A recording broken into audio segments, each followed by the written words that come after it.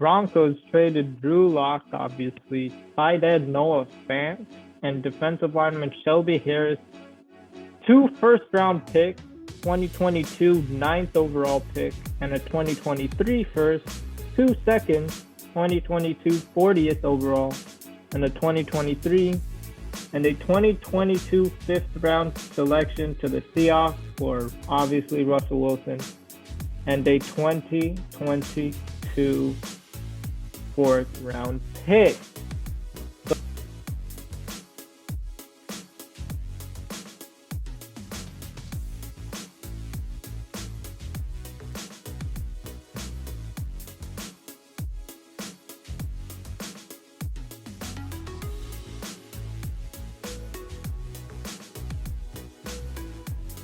Welcome to episode 48 of Everything Sports with Aman and Evan. I'm your host, Aman Karni. And I'm your co-host, Evan Garber. And we talk about the hottest topics in sports over the course of the past week. And in today's episode, we're going to be talking about MLB and MLBPA actually reaching a deal, which honestly is a shock to everyone, especially how it went down. And then the big news coming out of the NFL regarding free agency and trades. We have Russell Wilson, Carson Wentz, Khalil Mack. The Khalil Mack was actually more unexpected, I'd say. But still, crazy offseason so far, and crazy stuff is yet to come. But before we start, I just want to remind you guys that we post at the start of the week on Monday and at the end of the week on Friday. And also, Sunday, the stream, even though I said 5, it will start at 4:30 p.m. Pacific time or 7:30 Eastern time. Just that we're going to talk about football as we're waiting for the brackets to fully open and everything. So yeah, 4:30 p.m. PST is when the streaming will start, and then we'll choose our actual brackets around 5 o'clock. But without further ado, Evan, you're the big baseball fan here. What is your reaction to this news? Yeah, just how it went down was so crazy. You had them going 3 steps forward and then 1 step forward and 3 steps back over and over and over again. And it didn't look likely that it was going to happen yesterday. We had the whole tension with the international draft coming up earlier this week. But then out of nowhere, they're like, oh, now we're at the 2-yard line. We're really close to a deal. And they finally got it. And I'm so glad that baseball is finally back. Like, take us through the days before the deal actually happened. Like, what was going on? Like, maybe the days, the weeks before it happened. Yeah, so I want to say it was 2 weeks ago. It was two or 3 weeks ago. The negotiations fully started. It was in Florida, in Jupiter, Florida, at Roger Dean Stadium, and the two sides didn't seem to go anywhere in that week. I think where they met almost every day for 8 hours plus, and we had the first week of games being canceled, and then this week, out of nowhere, the MLB was like, oh, we can still play 162 games if we get a deal done this week. And the deadline was on Tuesday. And then the sides got pretty close, it seemed like. But then they couldn't reach a deal on Wednesday. So then the MLB is like, oh, we're canceling the next week of games. So now 2 weeks of games are canceled. And then finally, just out of the blue on Friday, or sorry, not Friday, yesterday, Thursday, they're like, oh, we're super close to a deal. And then somehow the owners, they made a great proposal. The players, executives, they actually voted against it. All of them did. But then I believe it was 26-4 in terms of the teams that were in favor of the deal. So now we're finally here. Yep. With baseball. And with this new deal, we get, so before I mention it, when was do you know when the original opening day was supposed to be after Let me see. It was supposed to be March 31st. March 31st. And So now it's pushed back a week. yep. Opening day moves to April 7th, and a full 162 game schedule will be played. Spring training camps opened with a March 11th voluntary report date and March 13th mandatory date. So today would be the voluntary date. Spring training games start March 17th, and free agency began immediately once the CBA was ratified, meaning in the next few days, like the best free agents, like I don't know, Carlos Correa, Freddie Freeman, Chris Bryant, Trevor Story, so many other amazing players that I didn't mention are there too. But those four guys I mentioned, that's like a season-changing type player if a team signs that player. But anyways, free agency. So next couple days, next 3 days, you could see these guys switching teams, or staying on their original team. But playoffs expand to 12 teams beginning this season, and the National League adopts the designated hitter starting this season, and the CBT, which means competitive balance tax, expected to begin at $230 million and grow to $244 million. So now, what do you think of, I guess, the deal they arrived on? Yeah, I was never really that much in favor of the MLB players getting paid more than they already do. But I mean, it is what it is. They finally reached it. That's all I really care about, honestly, that they finally reached the deal and they're back playing baseball. Obviously the economic issues, they're there. Nothing I really care about as a fan. Nothing most fans really care about. But the playoffs and the DH, I'm really excited about that. Seeing the pitchers hit is just way too boring for me. And then expanded playoffs, we've been waiting for that for a long time. So it's finally here. It's going to be really good for the sport, I feel like.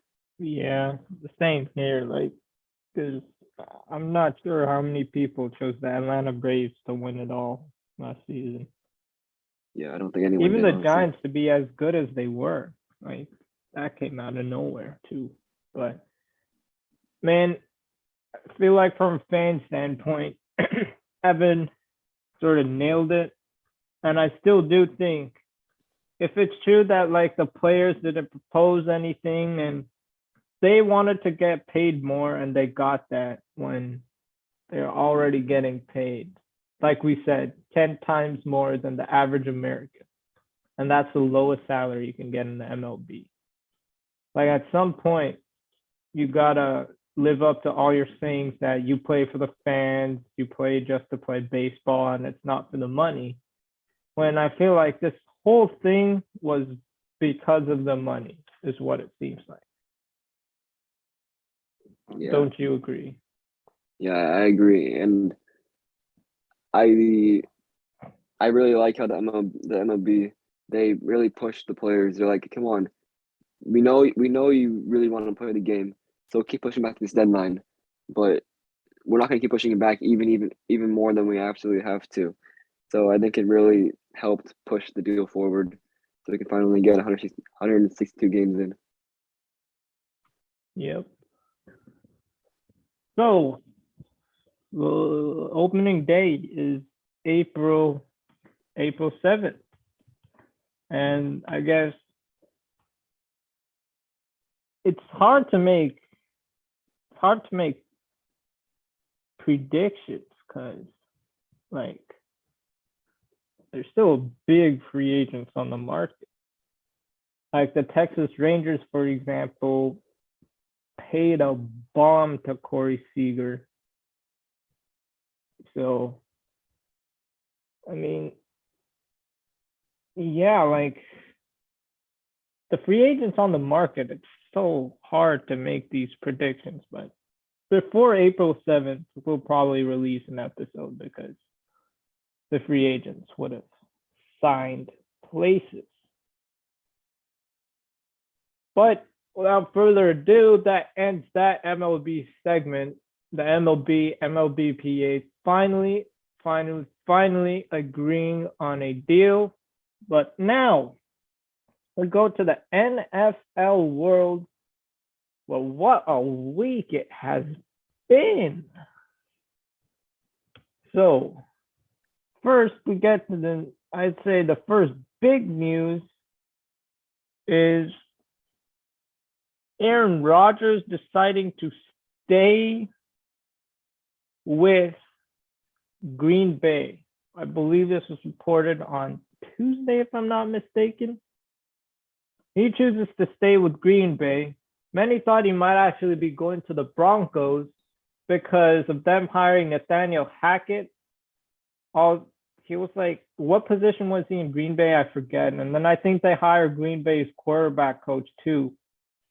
And now, an hour later, that Aaron Rodgers got his deal or reported that he's staying, Russell Wilson.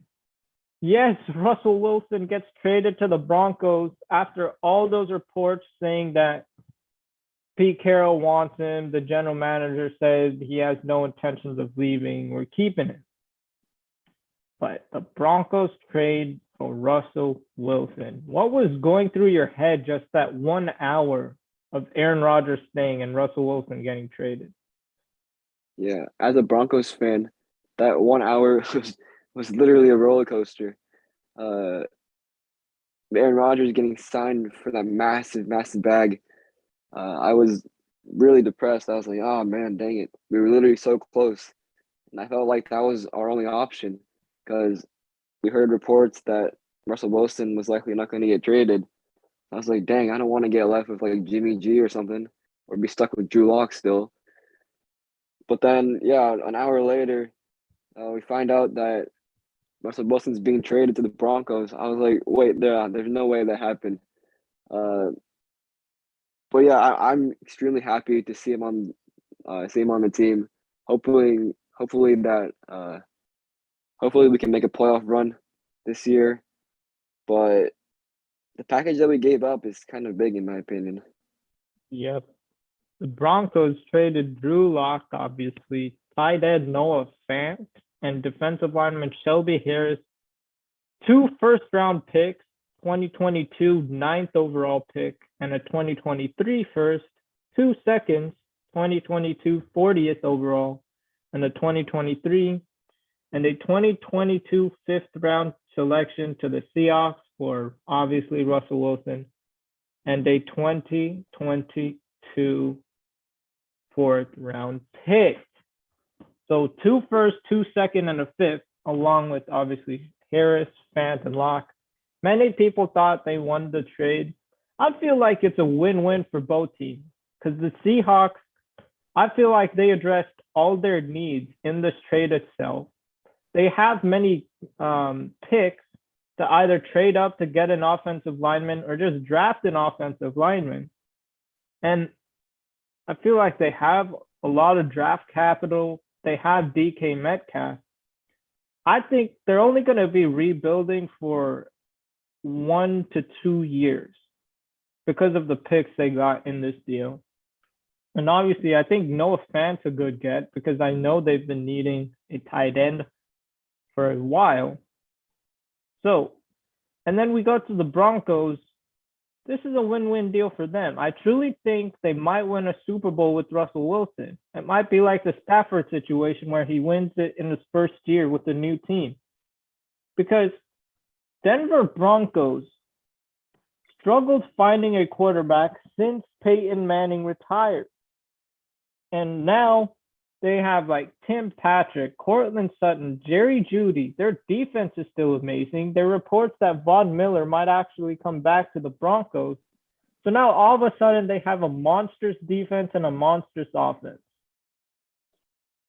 And that literally screams Super Bowl, if not at least playoffs. They're going to make the playoffs. What do you make of all this craziness? Yeah, I honestly think they honestly cannot make the playoffs. You're in that really really stacked AFC West now, and then their schedule is going to be tough. Obviously, to play the AFC West teams 3 times, but then you also twice each, Yeah. and then you got to play all four NFC West teams. But since they believe they were last in the division, right? Yeah, they were 7 and Yeah, 10. so at least they got to play the worst teams in the AFC, the teams that are in the bottom of their divisions. So that's a plus, but it's going to be a tough road, I feel like.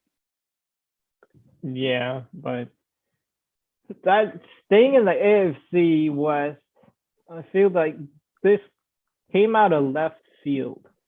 Like we talked about baseball, this came straight out of left field. Khalil Mack is being traded to the LA Chargers for a second round pick and a sixth. Only those two picks for Khalil Mack. Second, obviously, but a sixth? I swear, once Evan texted me at the end of the school day, I was like, there has to be more. Because obviously, once something's immediately reported, there's always more details that come out after. But it was just a second and a sixth. Khalil Mack is worth way more than a second and a sixth. What do you think of Khalil Mack once the Chargers? Because that defense is so scary. Yeah, they have one of, if not the best pass rush in the NFL now by far. They have Khalil Mack and Joey Bosa coming off the edge, and then you still got the really solid defense that they had last year, and then the offense is just going to get better. If they can sign another weapon for Justin Herbert, that team is going to be very, very scary and could go all the way. Oh, exactly. Like they have Eckler, Keenan Allen, Mike Williams, who they just re-signed. Like, man, it does not stop. So here we go. According to ESPN, now Mack will join four-time Pro Bowler Joey Bosa in an amazing combination in Los Angeles. Over the past 5 seasons, Mack and Bosa both rank top 4 in total defensive pressures. They also have exactly 12 strip sacks over the past 5 seasons, which is tied for 6th in the NFL. And now they're on the same team. You got a division with Patrick Mahomes, Russell Wilson, Derek Carr. Wow, man. Just wow. Like the Chargers still have their first round pick too. I really, really feel like the Raiders need to make a move now, I feel like. Because the Chiefs are the Chiefs, obviously. Chargers made like a season-changing move. Not really season-changing. They'd still be a playoff team, but I feel like you look at the AFC West. Raiders are playoff contender. Chiefs, Super Bowl contender. I'd honestly call the Chargers Super Bowl contender now, and definitely the Broncos might actually be a Super Bowl contender now. I really believe that. And I feel like the Chargers clearly won this deal because I would think Khalil Mack is worth way more than just a second and a sixth. He is 31, but man, oh man, he is still amazing. He's still amazing. What do you think about this deal, especially Khalil Mack and Joey Bosa? And the like division they're playing in. Like you said, they're 2 of the best pass rushers in the league. Like, I'm pretty sure statistically they are the best pass rushers in the league. That's just scary to say, especially with that offense you have. And yeah, like you said, the division is very, very, very stacked. I totally agree that the Raiders do need to make a big move. They still don't have any studs on their team necessarily. I mean, you have Crosby on defense and you have Derek Carr as quarterback, but you don't have that go-to wide receiver yet.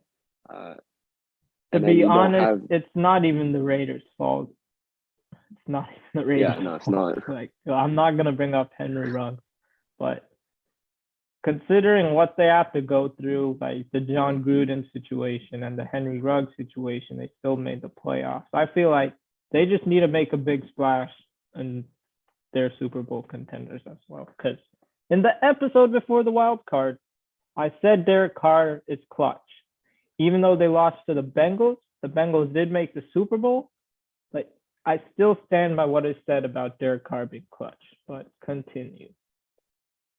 Yeah, Derek Carr definitely is very, very clutch, but you can't rely on one target over and over and over again like you did most of the season. You're gonna need another target, and then the running back situation is a little weird.